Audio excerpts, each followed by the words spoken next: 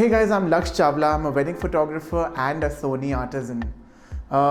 Being a wedding photographer is a very, very big responsibility because people are trusting you with the most precious moments of their lives.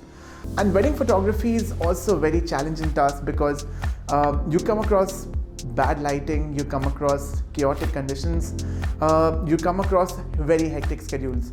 And for wedding photography, I purely trust my Sony gears. Primarily because it offers me various features like silent shooting, extremely fast focusing, and it's extremely light. So winning awards is probably the most motivating factor of my wedding photography career. It doesn't really motivate me only, but it also keeps me at the edge of performing better and better every single year. And Wedding Photographer of the Year is probably the most curated wedding awards in the country right now. So the entries are closing on 10th February, so make sure you submit your entries before that.